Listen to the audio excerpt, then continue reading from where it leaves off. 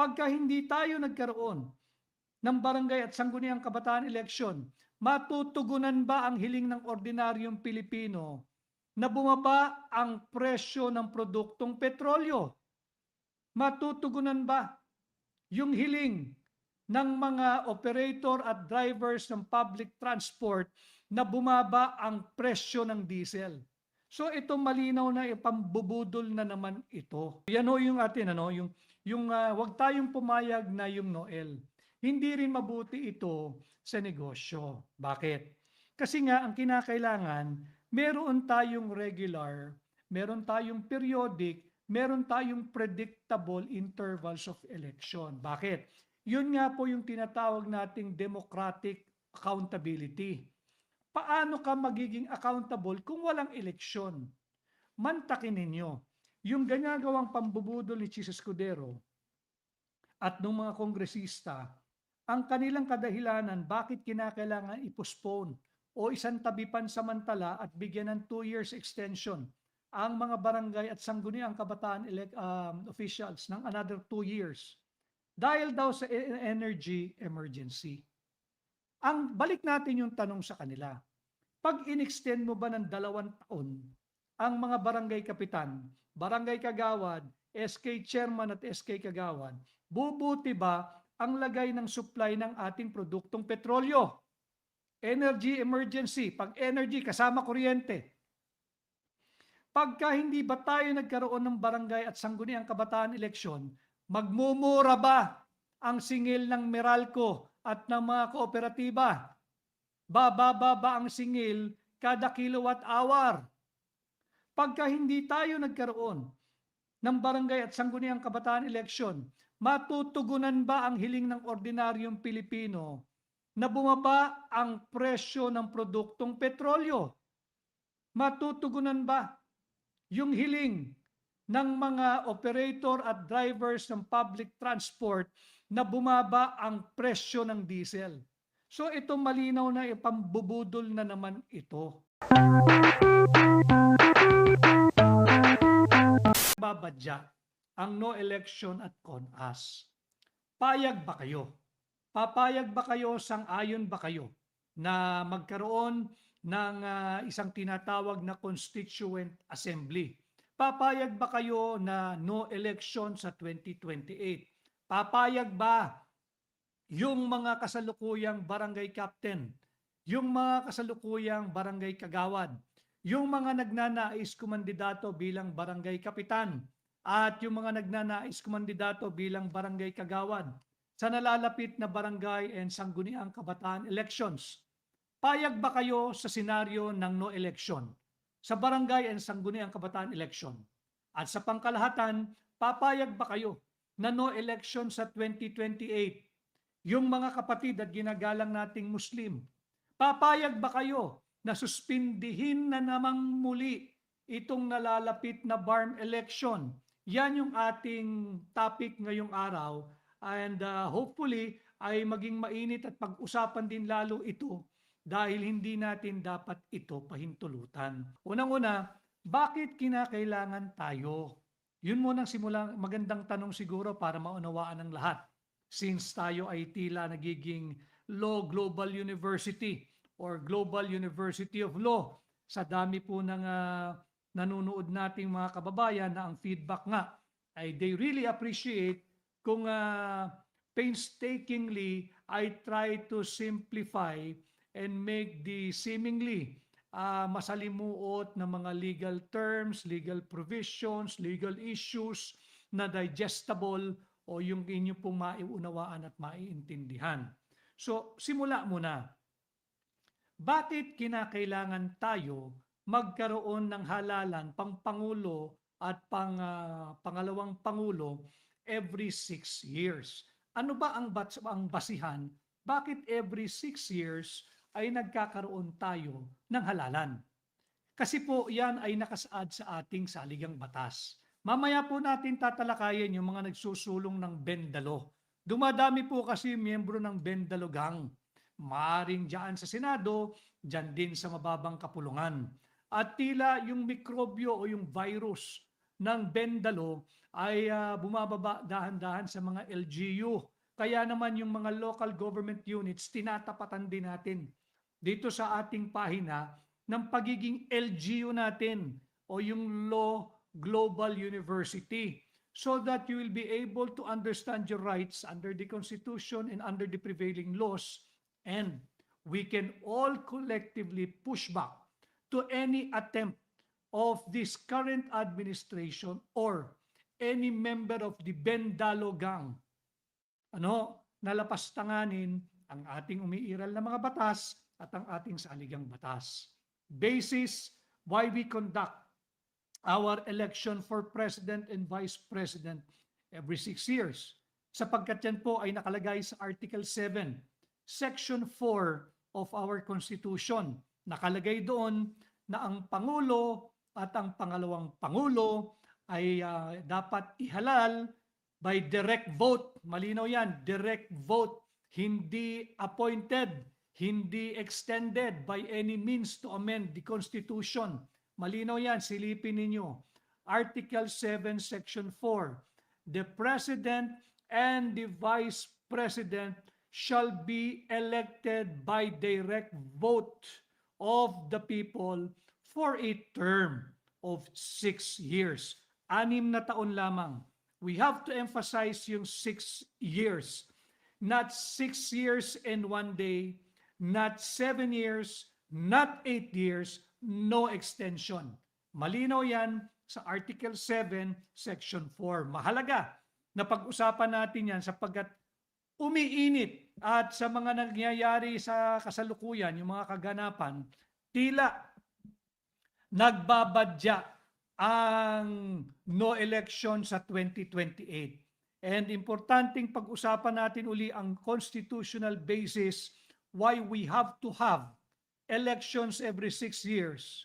Sapagkat malinaw dito sa ating saligang batas, again, Article 7, Section 4, the President and the Vice President shall be elected by a direct vote of the people for a term of 6 years. That is the constitutional basis. Maaari bang ma-extend ang termino ng Pangulo? Hindi, bawal. 6 years lang, malinaw. Hindi maaaring 6 years and 1 day. Bawal yan. Hindi pwedeng 6 years and 6 months. Bawal yan. Anything over and above, anything more than 6 years, unconstitutional, illegal, unlawful. Bawal yan. Bakit? Doon sa succeeding provision ng Article 7, Section 4, malinaw doon that the President shall not, yun yung term na ginamit, shall not, bawal na bawal, shall not be eligible for re-election. No? At nung pagbinasa nyo pa ng kaunti pababa, ang ating pong halalan, pang-pangulo at pang-pangalawang pangulo ay gaganapin tuwing ikalawang Lunes ng buwan ng Mayo after every 6 years. So, hindi pwede yung no election sa 2028. Bakit natin napapag-usapan yung no election? Sapagkat umiinit din yung mga usapin, bulong-bulungan, nagsimula ng kaluskos, naging bulong-bulungan, at yung bulong-bulungan dahan-dahan na lumalakas at naririnig natin yung usap-usapan na yan. Yung patangka na naman nakalikutin ang ating saligang batas, yung Constituent Assembly. Ano ang Constituent Assembly? Ating mga kasama dito sa Law Global University, dito sa ating napakalaking silid-aralan na sa lahat ng sulok ng mundo may Pilipino, present ang ating silid-aralan. Ang basis po naman ng pag-amyenda ng tama sa ating saligang batas, nandyan din sa ating saligang batas. Yung Article 17, Section 1. Ano yung Article 17, Section 1? Ito ho yung pamamaraan na maaring maamyendahan ang ating saligang batas. Unang-una, yung Constitutional Convention. Yun yung pangalawang mode, yung Constitutional Convention. Skip natin yung una. Yung pangalawa ho muna, yung Constitutional Convention. Ito po yung magkakaroon ng eleksyon, pipili kayo ng inyong delegado, kada distrito, yung congressional district. Ang trabaho lang ng mga mahahalal kada distrito ay amyendahan o rebisahin ang ating saligang batas. Hindi po ito nagagamit sapagkat takot. Usually, yung kasalukuyang administrasyon, hindi lamang yung ngayon, pati yung mga nagdaan, dahil baka ang manalo, pag nagpatawag ng Constitutional Convention, ay hindi nila mga alyado. So hindi matutuloy yung kanilang mga may itim na balakin. Kaya ang ginagamit, ang pinipuwersa, yung nagamit na nila na nabulilyaso. Tatandaan ninyo, yung People's Initiative, yung PI. Nahuli yan, nabulilyaso yan, at yan nga ang unang paglabas ng hakbang ng maisog noong January 2024. Kinontra yan ng hakbang ng maisog sa pangunguna ni Pangulong Rodrigo Duterte at naging matagumpay naman dahil nabisto yung pagpapapirma ng mga ulupong na kongresista ng mga panahong iyon gamit ang AKAP, ang AIX, ang kung ano-anong ayuda, papipirmahin at papalabasin na petisyon umano upang amyendahan ang ating saligang batas. Fake news po iyon at nadiskubre yun na bulilyaso sila. No? Sabi ni at Wonder Mom, ano yan? Forever na lang na lokohan? Sabi ni Babes Vasquez, no to con us. Sabi ni Wonder Mom, no to Noel. Si Clara Dizon, big no to Noel. Marivic Taburada, Serna Rivas. So mahalaga ho kasi na ipinopost natin para higit na maging interactive at malaman talaga natin yung sentimiento ng mamamayang Pilipino at ipaabot ito sa mga nagsusulong na hindi sang-ayon ang higit na nakararaming Pilipinong mulat na dito sa sistema ng pambubudol na ating nadaranasan mula sa kasalukuyang administrasyon. Si Lola Guapa, mabuhay ka. Myra May, hashtag no to con us. Si Jomar Lucero, super big no to Noel and con us. So yun nga ho yung modes of amending or revising the Constitution. Unang-una, yung Constitutional Convention. Pangalawa, yung People's Initiative. Hindi na po obra yun eh. Yung pangatlo ngayon, ang maaari nilang gamitin. Ito yung CONAS.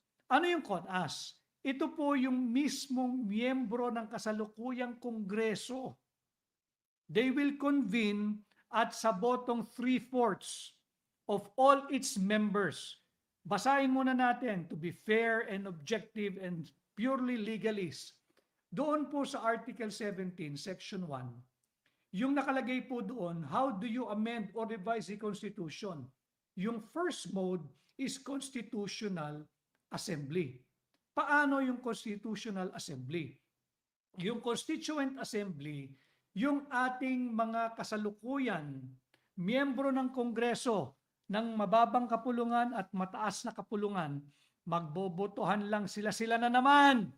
Yung mga nakatanggap ng suhol, bagyo ngayon, di muna natin pag-uusapan dahil marami pa tayong mga kababayan ang sinasalanta kasalukuyan ng baha dulot ng mga ninakaw na perang sana ay sa flood control. Ano? So yung Congress sa bottom 3/4 of all its members ay maaaring mag-convene upang amyendahan o rebisahin ang ating saligang batas. So ito yung tila natitirang option nila para mapanatili ang kanilang sarili sa kapangyarihan beyond yung 6 na taon ng presidente at vice-presidente, beyond the 3 years of the senators, beyond the 3 years rather of the congressmen, at lagpas din doon sa magiging 6 na taon sana dapat lang na termino ng mga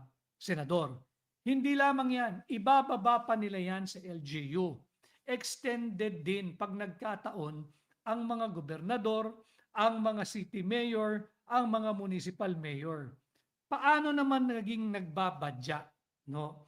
Tatandaan ninyo, sumambulat na itong balita, hindi na maitatanggi, mayroong panukala, mga kababayan, na suspindihin na naman ang barangay at ang sangguniang kabataan eleksyon. Yan ay delikado. Delikado yan, yung nagbabadyang pagsuspindi ng barangay at sangguniang kabataan eleksyon. Ang sa Senado, ang nag-file nito si Chis Escudero. Yung nagpe-preside ngayon diyan sa Kengkoy at walang kasusta-sustansyang korte ng Marites, yung impeachment court. Nauna na nating sinabi, unconstitutional yung pagtanggi ni Sherwin Gatchalian na maging presiding officer. So unconstitutional din yung pag-assume ni Chis Escudero. Kaya nga yung tanong natin ngayong araw, yung mga nais kumandidato sa barangay election, kapitan, kagawad, or sangguniang kabataan chairman, o sangguniang kabataan kagawad, nais naming marinig ang tugon ninyo. Sang-ayon ba kayo na suspindihin ang barangay and sangguniang kabataan election? Sang-ayon ba kayo na magkaroon tayo ng no election sa 2028 at CONAS? Alam mo ninyo, hindi tayo dapat magpakumpiyansa. Hindi tayo dapat kampante ba? Sapagkat meron nang nagsisimula na, creeping na ito eh.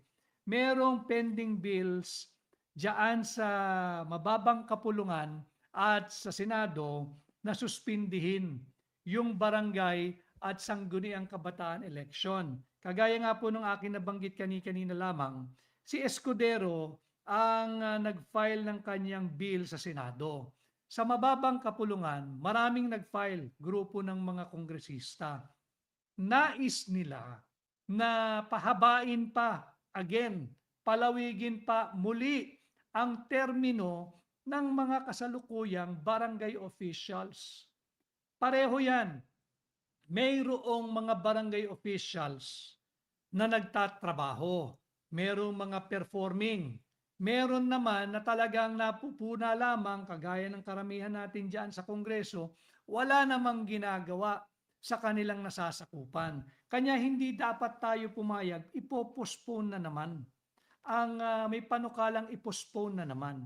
Nakakatakot ito mga kababayan. Kung inyong papanuorin ng mga nangyayari, mayroong panukala na suspindihin yung barangay at sangguniang kabataan eleksyon.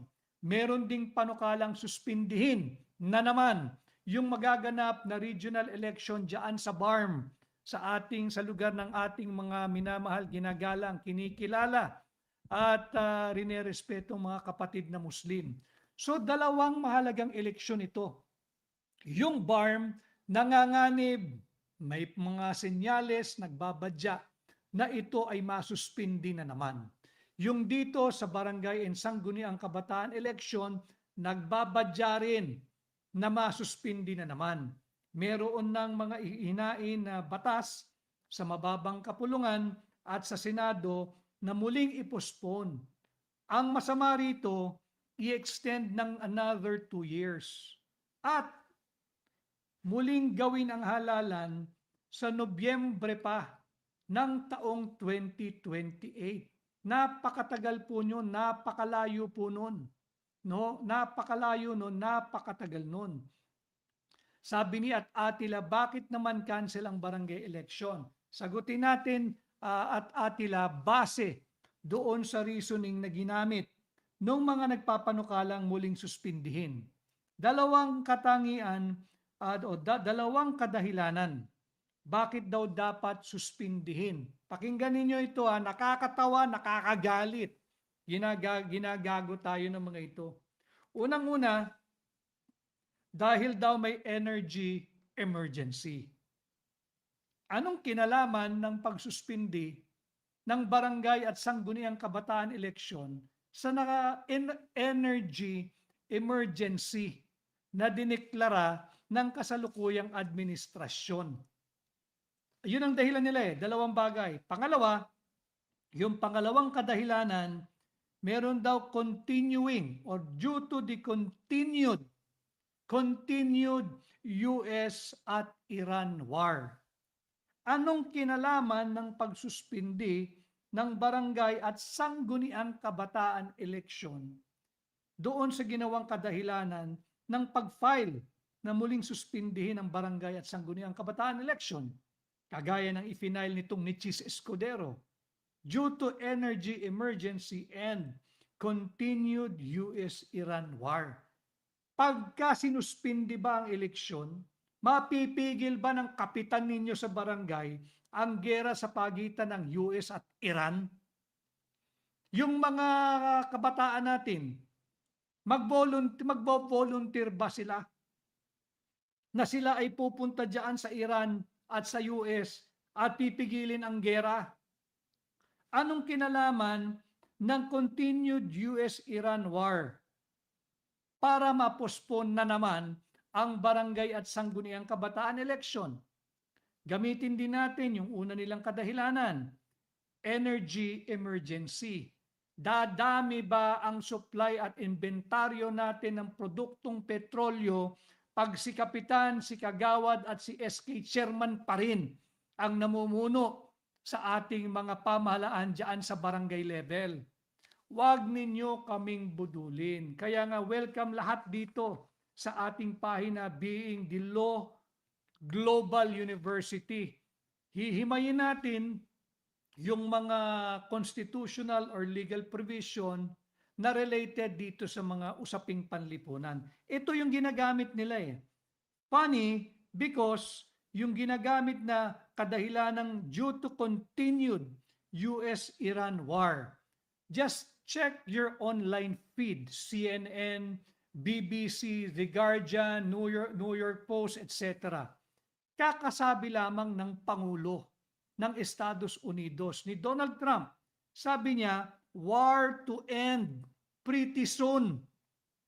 War to end pretty soon. Malapit na daw na matapos ang digmaan sa pagitan ng US at Iran. So paano itong panukalang batas na suspindihin na naman ang barangay at sangguniang kabataan election? Tuloy pa rin? Yung mismong proponent na, yung mismong ponente na ng digmaang US-Iran ang nagsalita. Malapit nang matapos ang digmaan sa gitnang silangan sa pagitan ng Estados at Iran war. Chis Escudero, are you going to withdraw now yung iyong filed bill asking for the postponement again of the barangay and sangguniang kabataan election? Nabungi yung yung iyong budol na reasoning. Sabi mismo ng Pangulo ng Estados Unidos, the war is about to end pretty soon. At ngayong nahinto, pansamantala, hindi pa ho permanente, pansamantala, ngayong nakahinto ang digmaan sa pagitan ng US at Iran, so wala na yung kalahati doon sa justification to postpone the barangay and sangguniang kabataan election. Itutuloy pa rin ba ang pag-usad ng panukalang ito? Dahil nung meron kasing desisyon na ang Korte Suprema, ang desisyon sa kaso ng Makalintal versus Comelec. Yung Makalintal dito, yung aking worthy adversary, si Attorney Romy Makalintal, yung sa kasong kanyang isinampa sa Korte Suprema, Makalintal versus Comelec. Malinaw ang desisyon ng Korte Suprema na yung pagpopostpone ng barangay at sangguniang kabataan election ay unconstitutional. Unconstitutional. Bakit daw? Sapagkat linalabag nito ang karapatan ng bawat Pilipino sa ating constitutional right to suffrage. This is a clear and direct violation, if not deprivation, of the constitutional right to suffrage of every voting Filipino. No, malinaw yan doon sa naging desisyon ng Korte Suprema sa Makalintal versus Comelec. At dagdag pa ng Korte Suprema, hindi maganda na hindi itinutuloy yung mga nakatakda or scheduled election. Sinabi yan ng Korte Suprema, hindi maganda yan dahil nga you are essentially disrupting yung democratic accountability. Democratic accountability, the core value, one of the core values and core advocacies of Hakbang ng Maisog. We are demanding for transparency, for accountability. Ito, sabi ng Korte Suprema, pag pinuspone mo yang barangay and sangguniang kabataan election, that is unconstitutional because it violates the people's constitutional right to suffrage and disrupts regular democratic accountability. So dapat ito bantayan natin. Again, itong paghihingi ng periodic, regular, and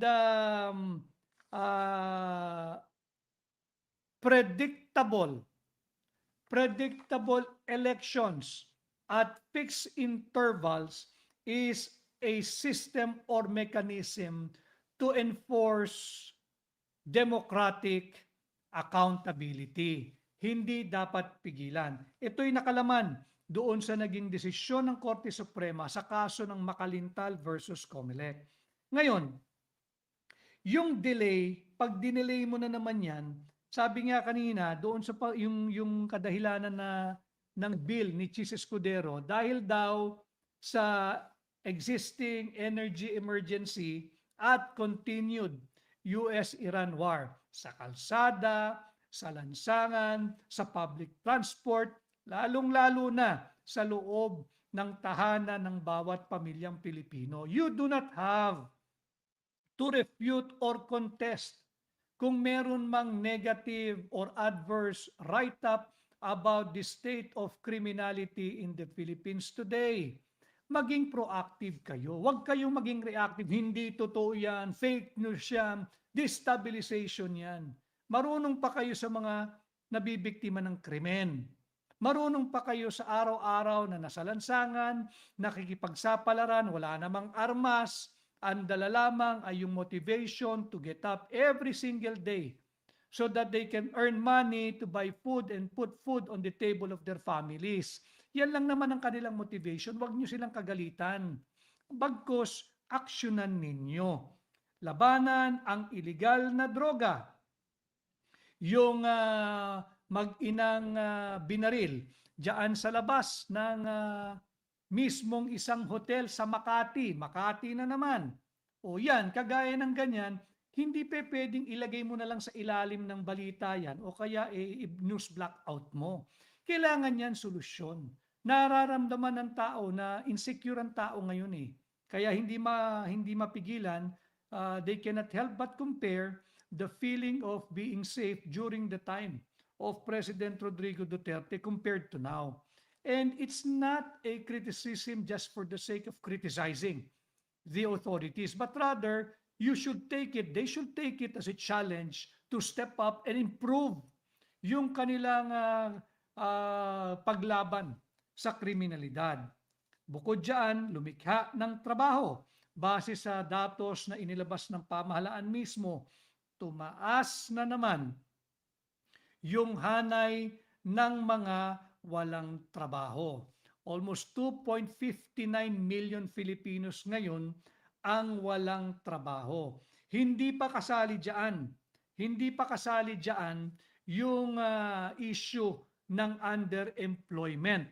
So pagka dinagdag mo pa yung underemployment, ito yung kadahilanan kung bakit nasa negative territory ang trust at approval rating ni Bongbong Marcos. Bakit? Disconnected kasi ang polisiya ng kasalukuyang administrasyon. Inuuna itong nagbabadyang no election at CONAS. No? Desperado na sila. Alam niyo, kung titingnan niyo yung pattern, bakit nagbabadya? Pati yung eleksyon, yung regional election sa BARM. Nanganganib din yan. May mga alingas-ngas na maari din itong suspindihin na naman. Dahil nga ang aking pantaha, base sa aking pantaha, bakit kinakailangang suspindihin ang barangay eleksyon? Sapagkat malamang sa hindi, ang mga magwawagi, ang magtatagumpay sa nalalapit na barangay eleksyon at sangguniang kabataang eleksyon, yung ayaw sa korupsyon. Yung hindi natutuwa sa pamumudmod ng mali-maletang pera. Yung hindi natutuwa dito sa walang katapusang baha. 2 sunod na araw na, in fact, 2.5 days na sa NCR na disrupted ang schooling o pag-aaral ng mga kabataan, maging pribado o pampubliko. Kahapon, wala ganong ulan. Ngayon, medyo, pero usually, kung in place ang ating flood mitigation system, kung hindi ninakaw yung flood control funds to fix our flood control system, hindi konting ulan, nagdedeklara tayo ng walang klase. Kulelat na nga ang antas ng ating edukasyon. And every time na walang pasok, nababawasan yung oportunidad ng ating mga kabataan to level up, to scale up, makadikit man lang doon sa ating kanilang mga regional peers. As a parent, I will be hypocrite if I will say hindi ako masaya pag walang pasok. Bay masaya ako dahil kasama ko yung mga anak ko. Pero kung titingnan mo in the long run, in the long term, lugi sila. Kulelat na nga tayo. Yung antas ng ating edukasyon, kulelat na. Namumutik-tik pa ng walang pasok. Bakit? Kasali na rin dyan yung nervyos ng pamahalaan na muling masisi at maipit ang mga kabataan at estudyante diyan sa baha. No? Bagsak ang ating ekonomiya. Again, sa datos na rinilis ng pamahalaan, ang ating ekonomiya ay lumago lamang ng wala. 2.8 pa rin ang ating GDP for the second quarter. Mabuti ba yan o hindi? Hindi. Hindi siya gumalaw, hindi siya nag-improve. Baka ang spin naman ng pamahalaan, hindi naman bumaba. Hindi natin kailangan pababain pa yung sadyang mababa na. Yung 2.8, napakababa na niyan. Hindi pwedeng sabihing achievement na yung ating GDP for the second quarter ay 2.8. 2.8 din. Kagaya ng ating GDP ng first quarter, hindi bumaba, hindi nabawasan, hindi. Hindi na natin dapat layunin na hindi bumaba yung sadyang mababa ng GDP. Kailangan yan tumaas.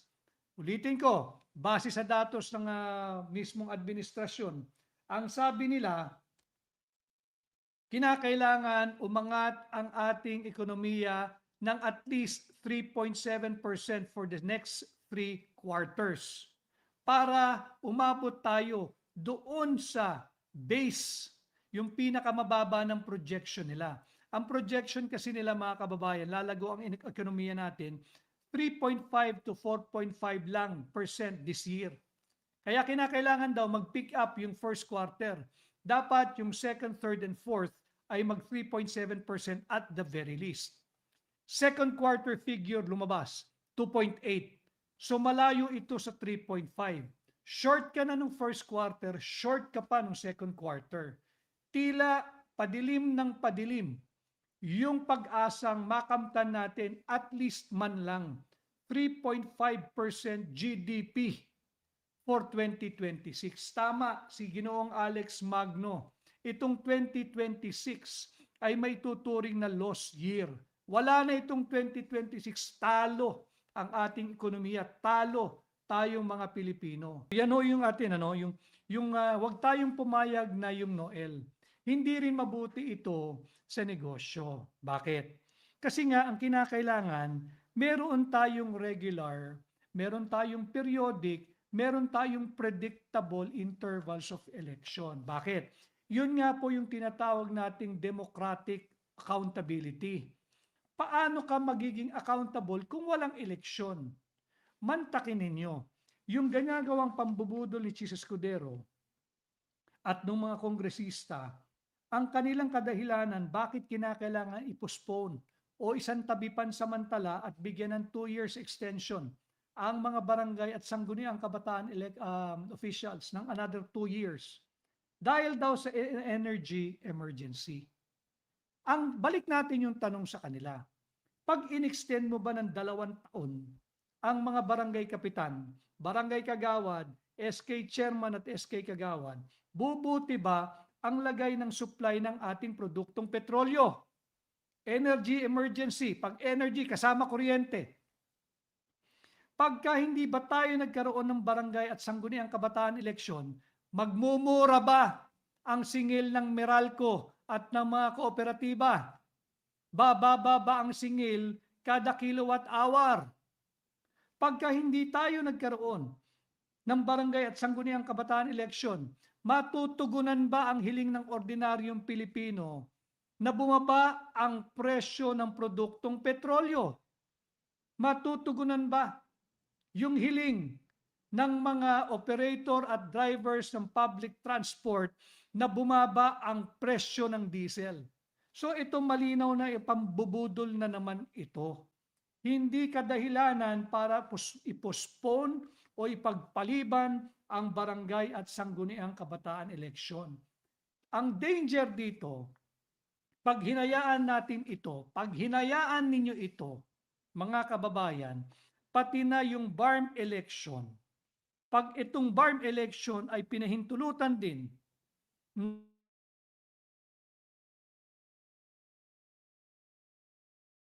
kahit na sabi mo magpasa ng isang batas to amend RA 12317. Ito po yung batas na nagtatakda na magkaroon ng isang halalang regional diyan sa BARM sa September 14, 2026.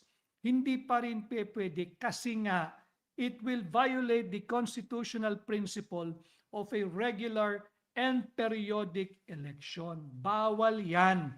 Kaya yung ginagawang kadahilanan nitong Chis Escudero at mga mambabatas diyan sa mababang kapulungan, 2 reasons daw bakit dapat suspindihin. Ulitin ko para maunawaan ninyo.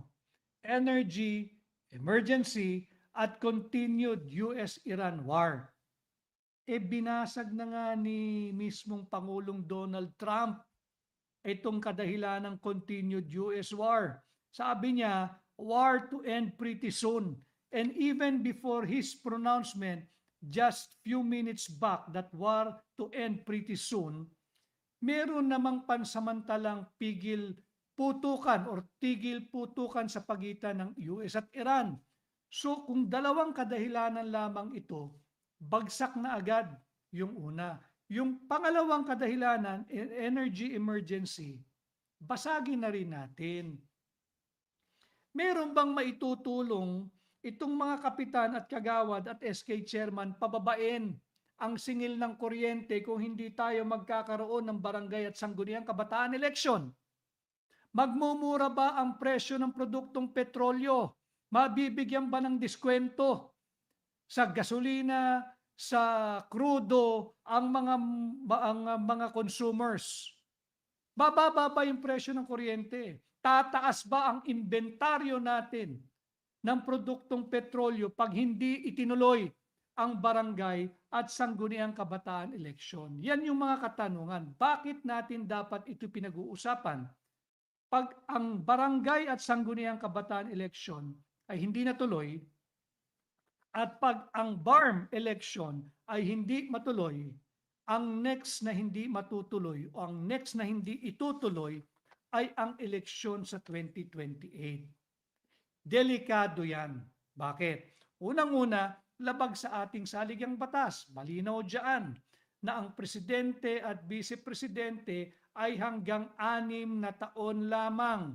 Hindi 6 na taon at kalahating araw. 6 na taon! Exclamation point. Hindi 6 na taon at 1 araw. Hindi 6 na taon at 10 araw. 6 na taon, wala nang rason, hindi pwedeng i-extend. At anuman ang iyong political color, anuman ang iyong political leaning, anuman ang iyong political ideology, maging ikaw ay para kay Inday Sara o kay Inday Sara at Inday Sara pa rin, o ikaw ay kay kandidato ni Bongbong Marcos, ikaw ay kandidato kay Leni Robredo ka, kung kani-kanino pang mga nais kong kandidato, hindi mahalaga yan. Basta't ang importante, matuloy ang eleksyon. Matuloy ang eleksyon sapagkat tayong mga Pilipino, ang gusto natin, tayo ang namimili ng ating Pangulo at pangalawang Pangulo. Kahit sino pa ang sinusuportahan ninyo. Ang importante, matuloy ang eleksyon sa 2028, hindi ito sadyang pigilan gamit ang behikulo ng Constitutional Assembly or Constituent Assembly upang kalikutin, amyendahan, rebisahin ang ating saligang batas. No to Noel, no to term extension.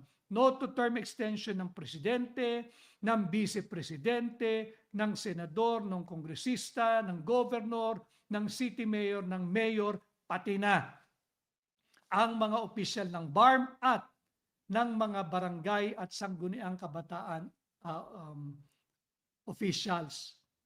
Sabi ni Ay Subang, si Atlis Vergara, no to Noel.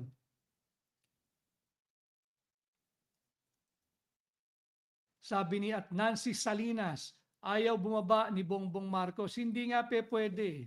Kaya lang, I'm throwing this issue sa inyo and I've thrown a question sa inyo. Nasa sa inyong kamay, mga kababayan, kung papayagan ninyo na yung ganitong uri ng pagbebendalo na naman. Nagbabadya ang Noel. Bakit? Desperado eh.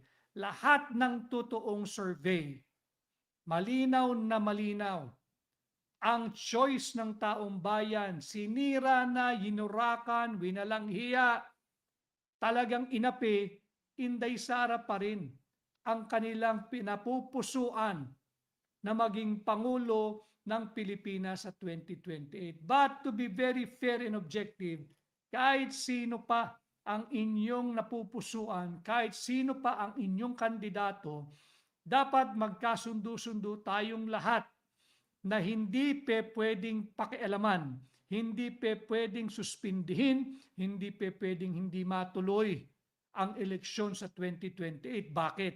Paglabag yan sa ating saligang batas. At alam naman nating lahat na tayong mga Pilipino, ang gusto natin, tayo ang namimili ng ating mga presidente. Tayo ang namimili ng ating vice-presidente. Hindi pwedeng idinidikta, hindi pwedeng diktadorya, hindi pwede na pinipilit gamit ang kung ano-anong behikulo kagaya ng nagbabadyang CONAS. No? So malinaw yan, atin silang labanan, atin silang kontrahin. Yung mga business leaders, pati yung church leaders, kung ano man ang church na yan, whether Katoliko, Iglesia, Protestante, Christian, kinakailangan meron tayong collective position na hindi tayo papayag na walang eleksyon sa 2028. Not for the benefit of Inday Sara Duterte, no? Not for the benefit of, say for example, to be fair to the lady, di pa naman siya nagdedeklara, si Leni Robredo ba? O kaya kung sino man, kahit sino pang kandidato, ang importante matuloy ang eleksyon. Kahit sino pa ang manalo, basta't importante magkaroon tayo ng totoong eleksyon. Hindi pwedeng pigilan ang eleksyon sapagkat ito na nga lang yung ating pinaka malayang pagpapahayag ng ating pagiging demokratikong bansa. Tatanggalin pa. Kinuha na ang pondo ng flood control. Pinakialaman na ang national budget. Kinuha na at ibinenta na ang ating gold reserve. Pati ba naman itong proseso ng isang malaya at tapat na halalan, pagbabantaan kunin pa rin sa ating mga Pilipino.